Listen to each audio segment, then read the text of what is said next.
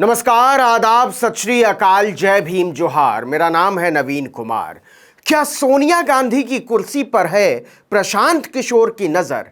आप ये सुनकर चौंक सकते हैं, ये वाजिब भी है। लेकिन जिस तरह से चालें चली जा रही हैं उससे साफ लगता है कि हताशा में डूबी कांग्रेस को थामने के बहाने उन्होंने सोनिया गांधी की कुर्सी पर ही नजर गड़ा दी है। या यूं कहें कि सोनिया गांधी को केवल रबर स्टैंप बनाकर प्रशांत किशोर सारे फैसले लेने की जुगत भिड़ा रहे हैं। पिछले कुछ महीनों से लगातार सुन रहे हैं कि चुनाव रणनीतिकार प्रशांत किशोर की आवाजाही 10 जनपथ पर लगातार बढ़ रही है। यहां तक कि पार्टी के सबसे वरिष्ठ नेताओं की बैठक में प्रशांत किशोर को बुलाया गया, जबकि वो अभी तक कांग्रेस के लिए बाहर ही हैं। 4 दिन में तीसरी बार प्रशांत किशोर सोनिया गांधी के घर पहुंचे। पहली बार 16 अप्रैल को, दूसरी बार 18 अप्रैल को और फिर तीसरी बार 19 अप्रैल को। 19 अप्रैल की बैठक में तो कमलनाथ, दिग्विजय सिंह, मुकुल वासनिक, केसी वेणुगोपाल, जयराम रमेश, AK एंटनी और अंबिका सोनी जैसे बड़े नेता शामिल थे। राहुल गांधी तो थे ही।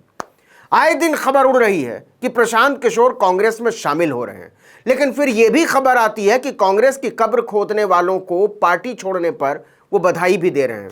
जैसे असम के रिपुन बोरा के बीजेपी में शामिल होने पर खुद बोरा ने कहा। हालांकि पानी पानी हुए प्रशांत किशोर ने बाद में इस पर सफाई भी दी। खैर, पार्टी महासचिव केसी वेणुगोपाल ने बताया कि कांग्रेस में प्रशांत किशोर की भूमिका 1 हफ्ते के भीतर पता चल जाएगी।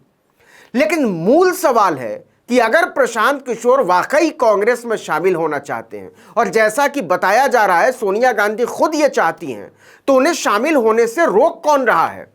मैं बताता हूं। प्रशांत किशोर को कांग्रेस में शामिल होने से रोक रही है उनकी महत्वाकांक्षा।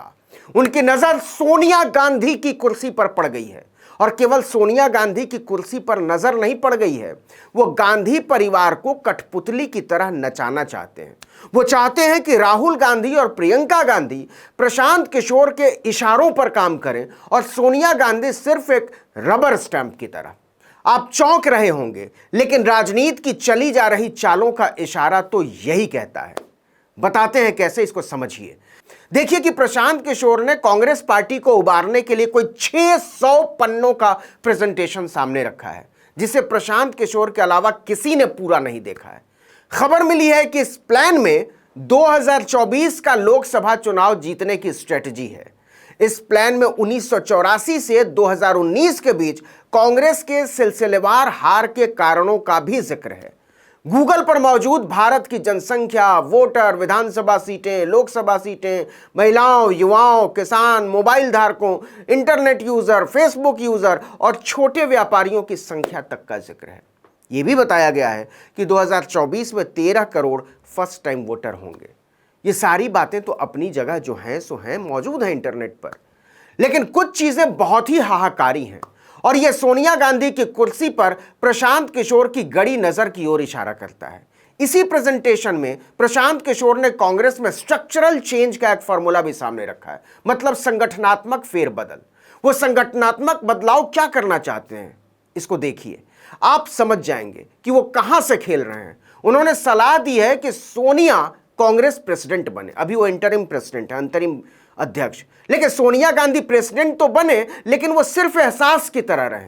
काम के लिए एक वर्किंग प्रेसिडेंट बनाया जाए, और वो वर्किंग प्रेसिडेंट गांधी परिवार से बाहर का होना चाहिए। तो राहुल प्रियंका क्या करेंगे? प्रशांत किशोर का कहना है कि राहुल गांधी को पार्लियामेंट्री बोर्ड का चीफ बनाया जाना चाहिए, मतलब वो संसद में भाषण वगैरह की तैयारी करें, घूमे फिरे, पार्टी वर्किंग प्रेसिडेंट चला लेगा। सूत्र बताते हैं कि इसी प्रेजेंटेशन में एक लाइन ऐसी है जिससे खेल और खुल जाता है। लिखा है, नॉन गांधी वर्किंग प्रेसिडेंट या वाइस प्रेसिडेंट सीनियर लीडरशिप के आदेशों का पालन करे। यहां यह नहीं लिखा है कि प्रेसिडेंट के आदेशों का पालन करे। इसे घालमेल कर दिया प्रशांत किशोर ने। यह वर्किंग प्रेसिडेंट तय करेगा कि वो सीनियर लीडरशिप किसे माने। और सुनिए आगे क्या लिखा है, भाई भतीजावाद से दूर रहकर एक परिवार एक टिकट के फॉर्मूले पर चलना होगा। हर स्तर पर चुनाव के जरिए ही पार्टी प्रतिनिधि चुने जाएं। मतलब सोनिया, प्रियंका और राहुल में से कोई एक ही संसद पहुंचे। मतलब बाकी के 2 लोग न पार्टी में किसी पद पर रहेंगे और ना ही चुनाव लड़ेंगे। अब समझिए खेल का अगला सिरा। कांग्रेस में संगठनात्मक चुनाव की तारीखों का ऐलान हो चुका है। देखिए कि लोकसभा चुनाव में कोई 12 करोड़ वोट पाने वाली पार्टी के चुनाव के लिए कोई 6 करोड़ मतदाता अपना रजिस्ट्रेशन करा चुके हैं। मई से ब्लॉक और जिला स्तर के चुनाव शुरू हो जाएंगे। इसके बाद प्रदेश कांग्रेस समितियों का गठन होगा और जुलाई से अगस्त के बीच राष्ट्रीय अध्यक्ष का चुनाव भी हो जाएगा। अशोक गहलोत, भूपेश बघेल और कमलनाथ समेत कई नेता कहते रहे हैं कि राहुल गांधी को अध्यक्ष की कुर्सी फिर से संभालनी चाहिए, लेकिन प्रशांत किशोर ने उन्हें बहुत कायदे से फॉर्मूला बनाकर किनारे लगा दिया है। अगर उनकी सलाह पर कांग्रेस चली तो सोनिया गांधी ही अध्यक्ष बनेगी और फिर वो एक वर्किंग प्रेसिडेंट चुनेंगी। ये वर्किंग प्रेसिडेंट पैराशूट की तरह ऊपर से आएगा, जमीनी स्तर से चुनाव लड़ते हुए नहीं। और असल में सोनिया गांधी के नाम पर वही पार्टी चलाएगा। सवाल है कि वर्किंग प्रेसिडेंट कौन होगा?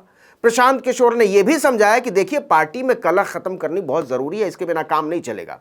आप देख ही रहे हैं कि कैसे G23 नाम का एक गुट कांग्रेस के भीतर से सोनिया गांधी के खिलाफ हमलावर रहा है।